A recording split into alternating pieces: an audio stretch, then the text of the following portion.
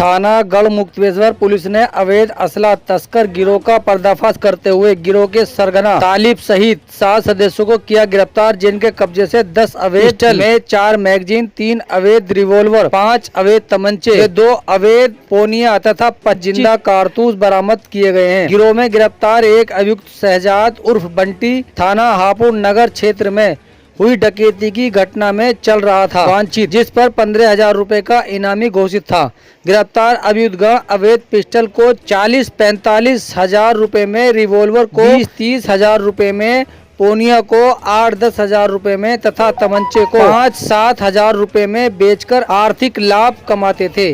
गिरफ्तार अभियुक्त अवैध शस्त्र को डिमांड मिलने पर अपराधी किस्म के लोगों को सप्लाई करते थे। आप देख रहे हैं कैमरामैन नौशाद अहमद के साथ पत्रकार दिलशाद अहमद की रिपोर्ट, हापुड़। से सूचना प्राप्त हो रही थी कि मेरठ के कुछ रहने वाले नए उम्र के लड़के यहाँ गढ़ में आकर के और हापुड़ शहर में आकर के अवैध रूप से असला सप्लाई करते हैं।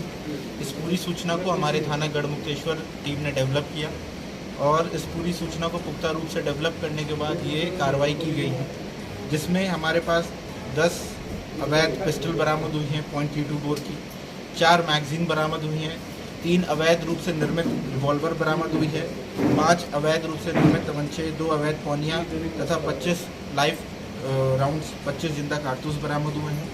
ये सभी जो गिरफ्तार अभियुक्त हैं ये जनपद मेरठ के रहने वाले हैं, नए उम्र के लड़के हैं और मेरठ के 2-3 बड़े सप्लायर जो इनको पिस्टल दिया करते थे और ये बिचौलिए का काम किया करते थे और आगे जाकर के लोगों को सप्लाई किया करते थे। इन्होंने पूछताछ में ये बताया है कि ये जो पिस्टल है लगभग 40 से 45 हज़ार रुपये में बेचा करते थे, रिवॉल्वर को 20 से 30 हज़ार रुपये में और पोनिया जो है वो 8 से 10 हज़ार रुपये में बेचा करते थे। ये सभी लोग डिमांड एंड सप्लाई के कंसेप्ट पे काम किया करते थे, जिसकी डिमांड जहाँ से रेज होती थी वहाँ इनको ये सप्लाई किया करते थे। और पहले भी इसमें जो एक अभियुक्त है वो इतना शातिर है कि एक मर्डर के केस में भी जेल जा चुका है।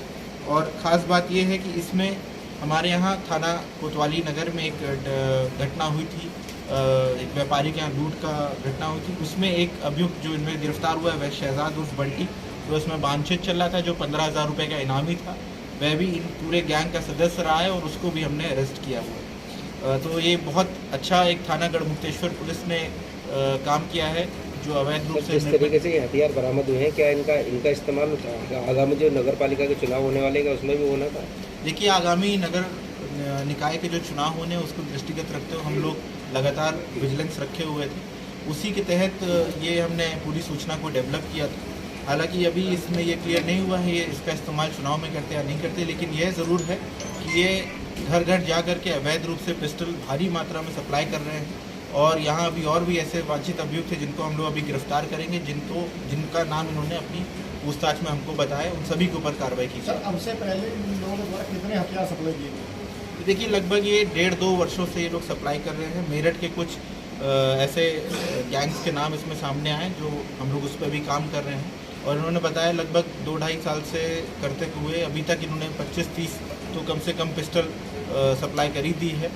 और उसके अलावा ये तमंचा है और भी जो असला है वो भी इन्होंने भारी मात्रा में सप्लाई किया। जिनको भी इन्होंने सप्लाई किया है हम सभी को चिन्हित कर रहे हैं और सभी को टारगेट करते हुए उन सभी को भी गिरफ्तार किया जाए। ठीक है सर, थैंक यू।